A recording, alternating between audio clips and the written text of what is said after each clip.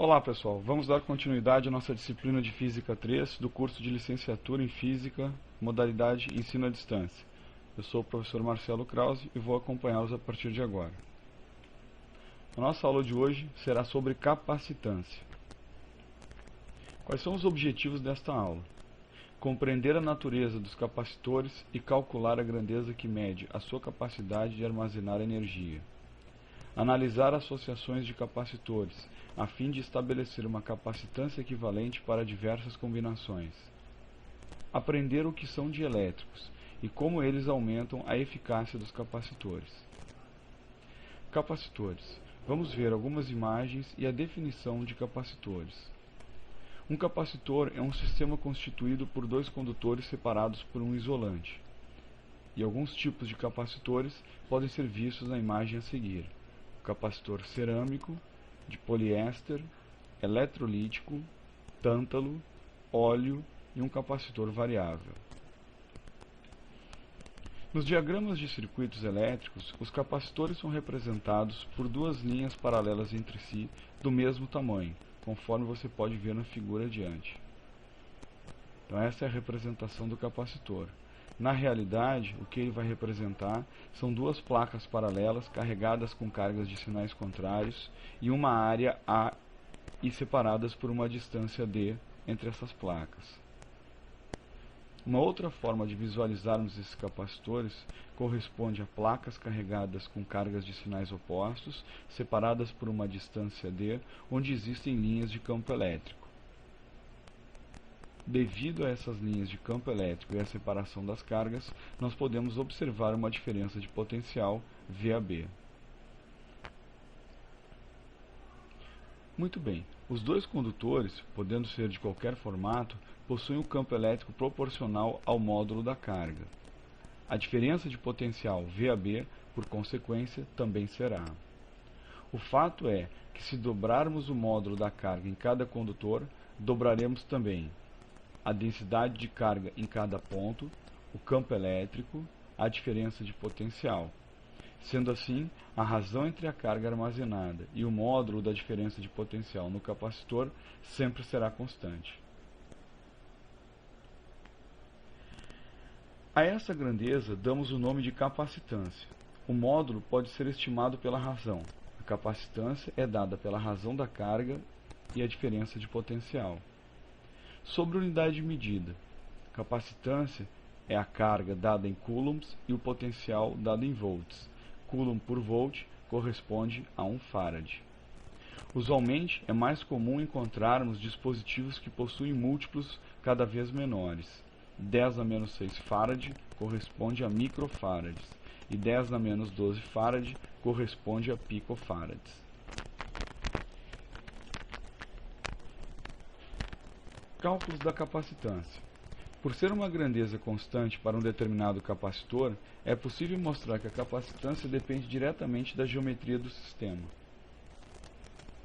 Quanto à geometria, as mais usuais são placas paralelas, cilíndricas e esféricas. Para o caso do capacitor de placas paralelas, já vimos anteriormente que elas são carregadas com cargas de sinais contrários, são dotadas de uma área A e separadas por uma distância D. O módulo da carga por unidade de área, ou seja, a densidade superficial de carga, é dada por sigma é igual a carga sobre área. Para placas muito próximas, o campo elétrico é uniforme e seu módulo será dado por o campo é igual à densidade superficial de cargas sobre ε0. Então, a carga sobre ε0 vezes A. A diferença de potencial entre as placas paralelas terá o módulo dado por ΔV é igual a E vezes D. Então, carga sobre ε0A vezes D. A capacitância será dada então por C é igual a Q sobre ΔV. Então isso me dará Q sobre Q vezes D sobre ε0A. Podendo cortar as cargas, temos que a capacitância é igual a ε0A sobre D. Observe que a capacitância depende da área das placas e da distância que as separa, ou seja, ela depende da geometria do sistema. Capacitor cilíndrico. Ele é constituído por dois cilíndricos concêntricos, de raios A e B. Para um comprimento L muito maior do que A, e comprimento L também muito maior do que B, onde A e B são os raios do cilindro, desprezamos os efeitos de borda. O campo é perpendicular ao eixo dos cilindros e confinado na região entre eles, como você pode observar na figura a seguir. Utilizando-se a lei de Gauss, temos que o campo é igual a 2K lambda sobre R, onde lambda corresponde à densidade linear de carga, ou seja, carga sobre comprimento. A diferença de potencial será dada por menos a integral de A até B de E ds. Então isso me dará menos a integral de A até B de 2K lambda sobre R dr. Ora, teremos então menos 2K lambda, fora da integral por serem constantes, integral de A até B de dr sobre R. Essa integral nos dará um logaritmo neperiano. ΔV é igual a menos 2K lambda, logaritmo neperiano de B sobre A. Então, a capacitância será dada por C é igual a Q sobre ΔV. Então, Q sobre 2K, Q sobre o comprimento, logaritmo neperiano de B sobre A. Assim, cortamos as cargas e temos que a capacitância é igual ao comprimento sobre 2K logaritmo neperiano de B sobre A. Observe que, novamente, estamos associados aos raios dos condutores e ao comprimento do cilindro, ou seja, a capacitância depende somente da geometria do sistema. Capacitor esférico. É constituído por duas esferas concêntricas de raios A e B. O campo é perpendicular ao eixo das esferas e confinado na região entre elas. Utilizando-se a lei de Gauss, temos que o campo é igual a kq sobre R2, e a diferença de potencial entre elas será dado por menos a integral de AB de E ds, ou seja, menos kq integral de A até B de dr sobre R2. Fazendo a solução desse problema, temos que ΔV é igual a kq, que multiplica B menos A sobre AB. Logo, o módulo da capacitância será dado por C é igual a Q sobre ΔV, onde Q corresponde à carga, B menos A, os raios das esferas. Então, a capacitância será dada por AB sobre KB menos A. Para uma esfera isolada, vamos considerar B tendendo ao infinito. Se B tende ao infinito, então na equação anterior B menos A será aproximadamente B. Ou seja, a capacitância será dada por A vezes B sobre K, que multiplica B menos A. Mas se B menos A tende a B, então teremos a capacitância como sendo A vezes B sobre KB. Cortando-se os B's, temos que a capacitância é igual a A sobre K. Ou seja, se a capacitância depende novamente do raio da superfície esférica, estamos associados também à geometria do sistema. Associação de capacitores. Dois ou mais capacitores são combinados frequentemente nos circuitos elétricos. A associação ela pode ser em paralelo ou em série. Vamos ver inicialmente a associação em paralelo. Neste caso, a diferença de potencial é sempre a mesma em cada capacitor. A carga total armazenada é a soma das cargas armazenadas nos capacitores. Sendo assim, temos que a carga total é igual a Q1 mais Q2. Lembrando que a capacitância é dada pela razão da carga pela diferença de potencial, temos que a carga é igual a C ΔV. Então a carga total será a capacitância equivalente vezes ΔV. Com isso, podemos escrever que a capacitância equivalente para capacitores associados em paralelo é nos dado por C1 mais C2, ou seja, pela soma das capacitâncias dos capacitores. Na figura ao lado você pode observar como estão colocados num circuito capacitores associados em paralelo. Vamos ver agora a associação de capacitores em série. A carga armazenada nos capacitores é sempre a mesma. A diferença de potencial na bateria é igual à soma das diferenças de potencial em cada capacitor. Portanto, temos que ΔV é igual a ΔV1 mais ΔV2. Lembrando mais uma vez que a capacitância é dada pela razão da carga pela diferença de potencial, então temos que a diferença de potencial é a carga sobre a capacitância equivalente. Logo teremos que a carga sobre a capacitância equivalente é igual a Q sobre C1 mais Q sobre C2. Assim, podemos cortar os Qs e termos que o inverso da capacitância equivalente é igual à soma dos inversos das capacitâncias dos capacitores. Vamos falar um pouco agora sobre a energia armazenada em um capacitor. Vamos supor que em um dado momento uma carga Q' seja transferida de uma placa a outra.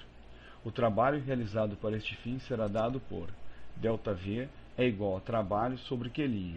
Então, trabalho é igual a ΔV' Q'. Para aumentar a carga nas placas em pequenos elementos de carga, temos que dW é igual a ΔV' dQ'. Então, temos que dW é igual a Q' sobre C dQ'. O trabalho realizado para carregar completamente o capacitor será dado pela integral. Então, a integral de dW é igual à integral de 0 a Q', de Q' sobre C dQ'. Então, o trabalho será dado por Q2 sobre 2C, que corresponde à energia potencial. Se a energia potencial é dada por Q2 sobre 2C, nós temos como sendo 1 meio de Q vezes Q sobre C. Mas Q sobre C em vermelho corresponde a ΔV. Então, temos que a energia potencial é dada por 1 meio de Q ΔV. Mas sabemos que C ΔV corresponde a Q. Então, podemos tirar que a energia potencial é igual a 1 meio de C ΔV ΔV, que vai nos dar 1 meio de C ΔV ao quadrado. Para um capacitor de placas paralelas, temos que a diferença de potencial entre as placas é o campo vezes a distância que separa essas placas. A capacitância é dada por ε0A sobre D. Então, temos que a energia potencial é igual a 1 meio de ε0A sobre D, E vezes D ao quadrado. Cortamos o D do denominador com o D do quadrado. Então, temos que a energia potencial é dada por 1 meio de ε0AD vezes E ao quadrado. Vamos definir agora a energia por unidade de volume, U, denominada como sendo a densidade de energia. Então, a densidade de energia corresponde à energia potencial em relação ao volume. Isso vai me dar que a densidade de energia é a energia potencial sobre a área vezes a distância.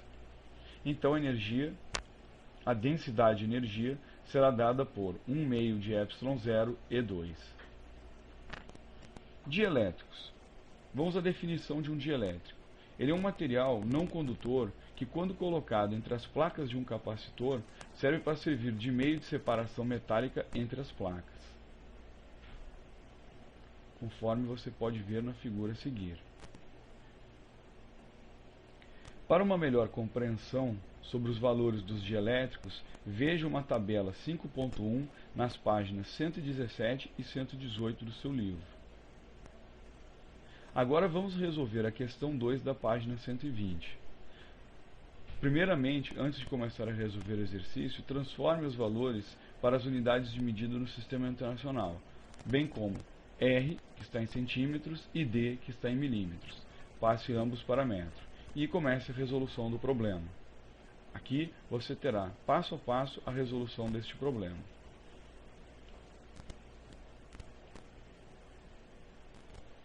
Agora faça também a questão 3, na página 120. Observe que você está vendo agora uma associação mista de capacitores. Inicialmente, os capacitores C1 e C2 encontram-se em paralelo e o resultado deles estará em série com o capacitor 3. Também você terá aqui, passo a passo, a resolução deste exercício.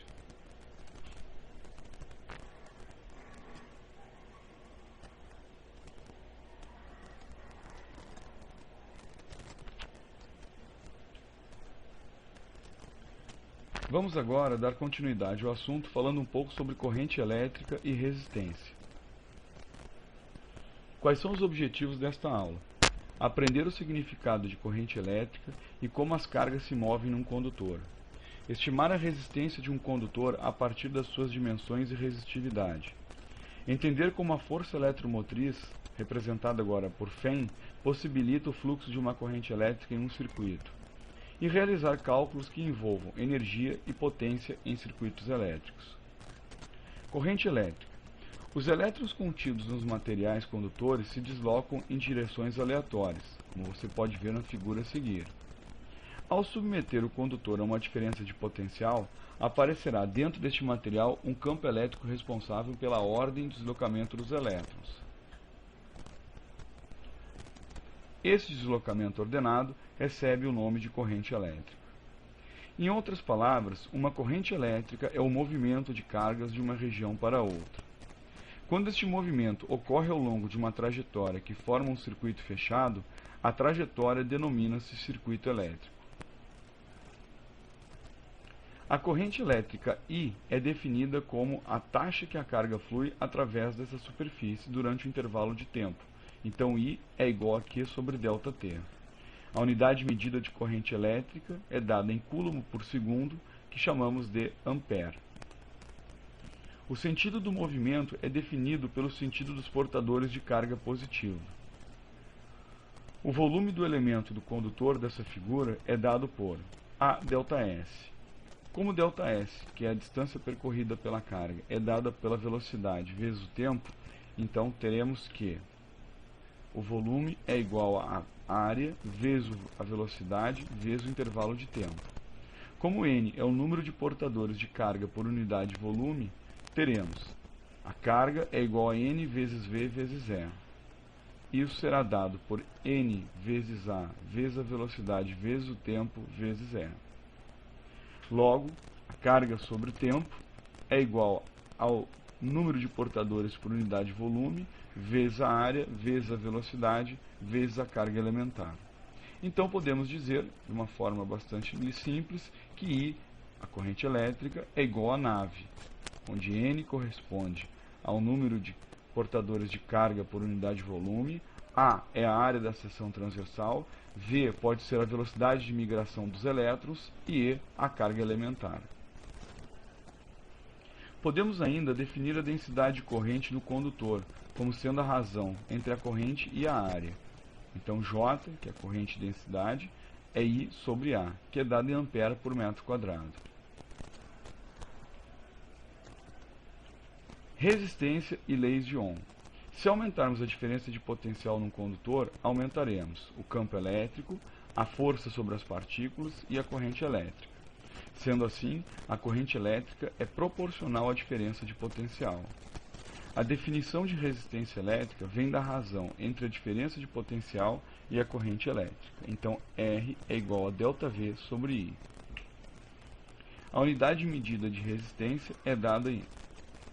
Se a diferença de potencial é dada em volts e a corrente é dada em amperes, volt por ampere corresponde a ohm. Resistores ôhmicos.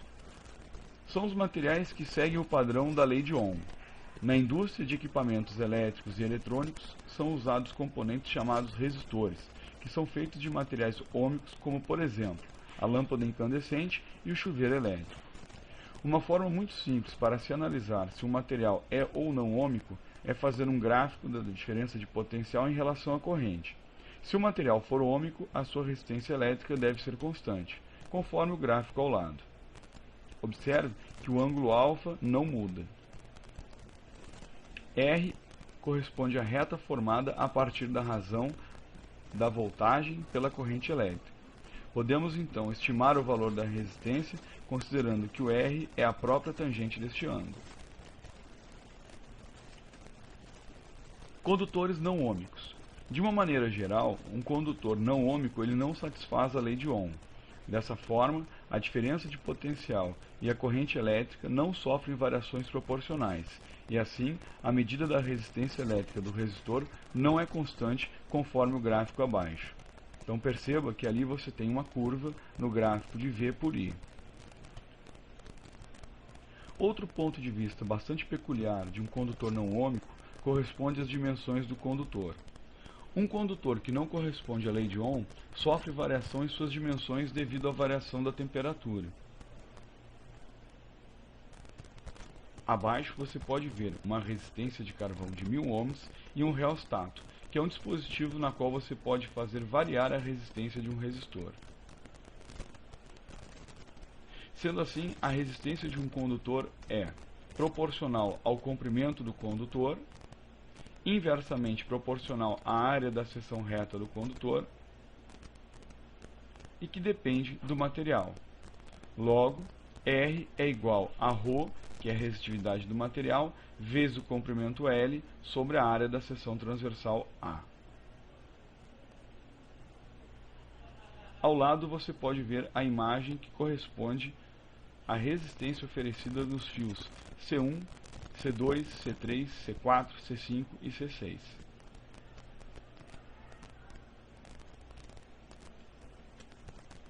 A resistividade de um material depende de vários fatores, entre eles está a temperatura.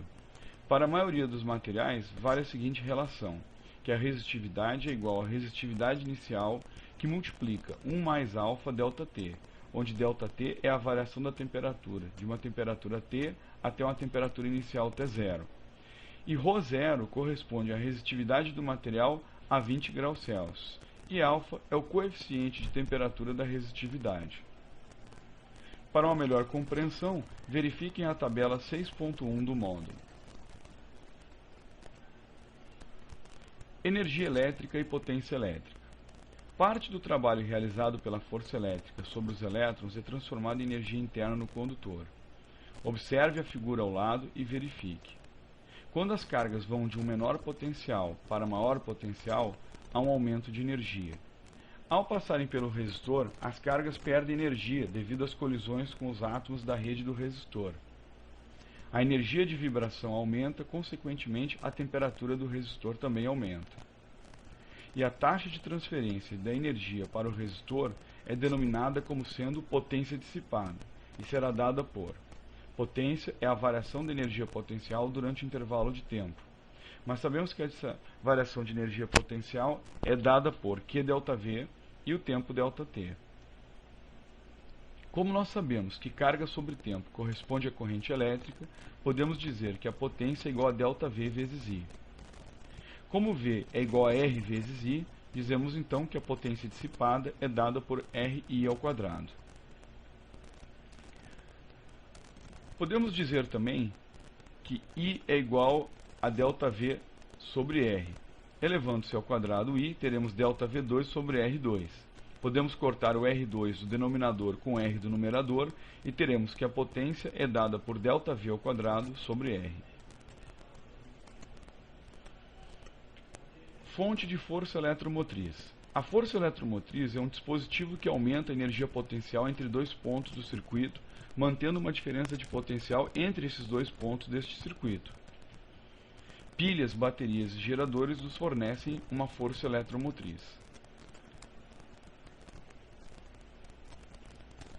A diferença de potencial para as baterias reais não corresponde à diferença de potencial da fonte, pelo fato desses dispositivos possuírem uma pequena resistência interna.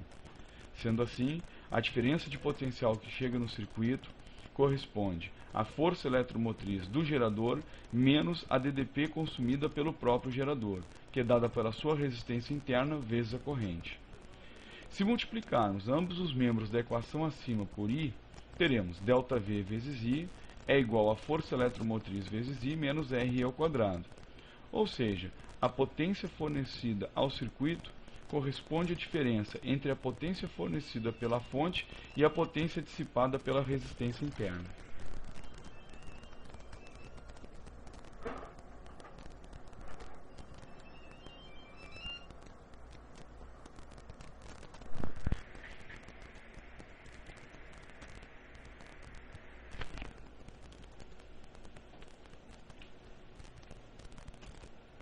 Associação de resistores.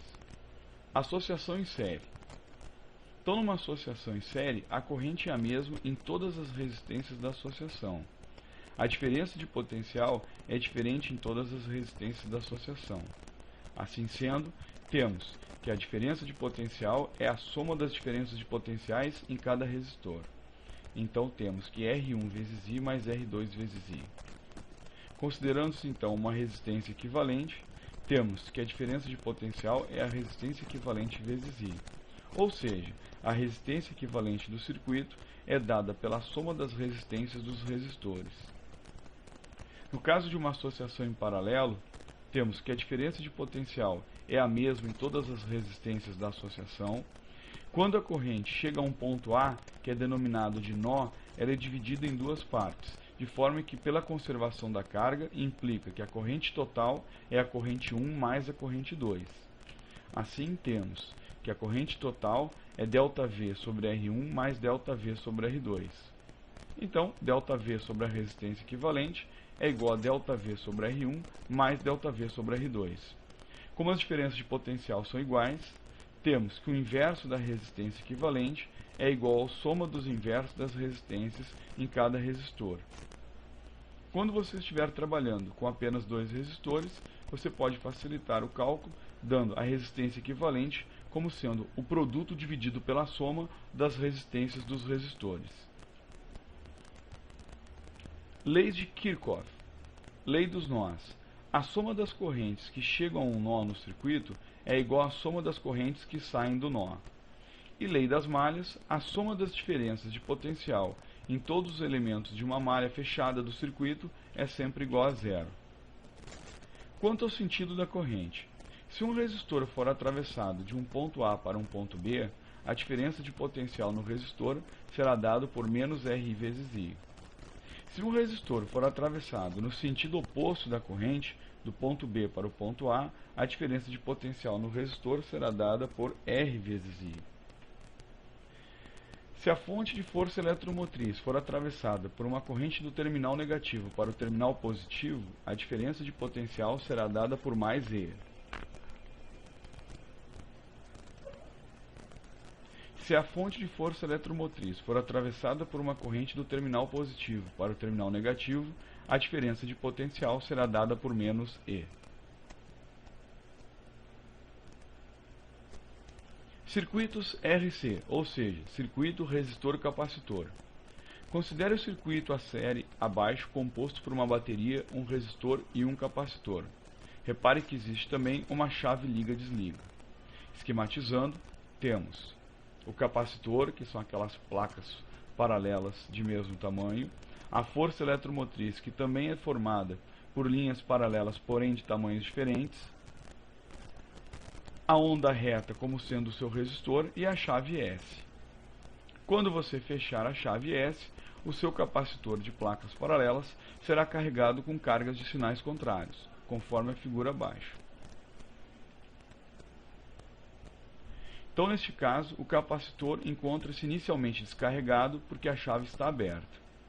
Então, a corrente que passa pelo circuito I é igual a zero. Quando a chave é fechada, a corrente aparece no circuito e o capacitor começa a se carregar. O valor máximo da carga no capacitor dependerá da força eletromotriz. Analisando o circuito através das leis de Kirchhoff, podemos escrever que a força eletromotriz mais a diferença de potencial do capacitor mais a diferença de potencial do resistor é igual a zero. Então, a força eletromotriz é igual a menos Q sobre C menos R vezes I é igual a zero. Lembrando que no intervalo de tempo muito pequeno temos ΔT tendendo a zero, I é igual a dQ sobre dt. Então, poderemos escrever que dQ sobre dt é igual a E sobre R menos Q sobre RC. E resolvemos a equação chegando a uma integral. Resolvendo essa integral, temos que a carga acumulada durante o intervalo de tempo é dado pela capacitância vezes a força eletromotriz, que multiplica 1 menos o número de Euler E elevado a menos T sobre RC. E isso é igual a Q0, que multiplica 1 menos o número de Euler elevado a menos T sobre RC, onde Q0 é a carga máxima no capacitor. Q0 é igual a C vezes a força eletromotriz E.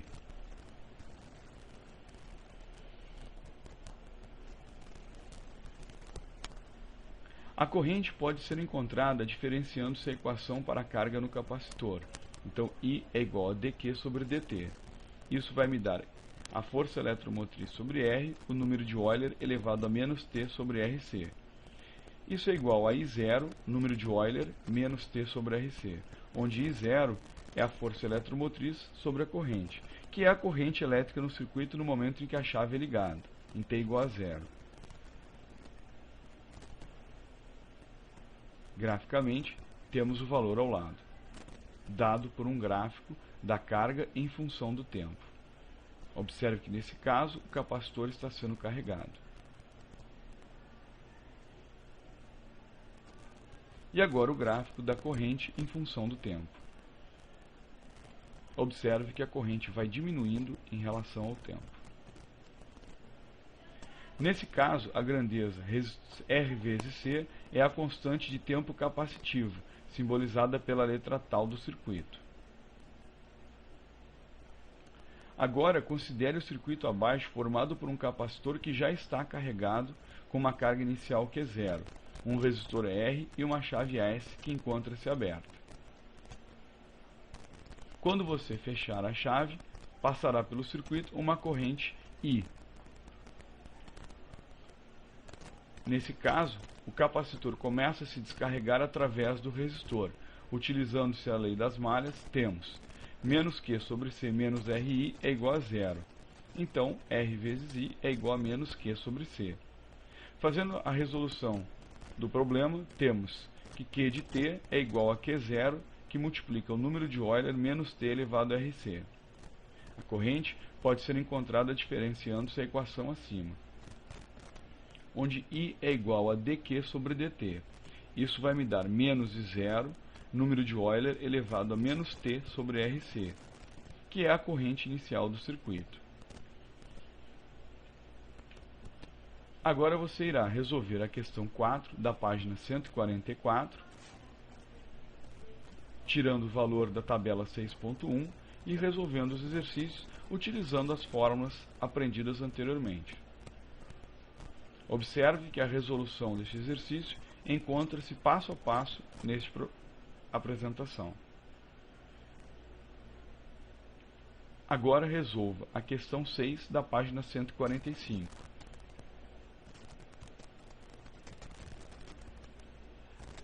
Neste caso, o exercício também encontra-se resolvido passo a passo para sua melhor compreensão.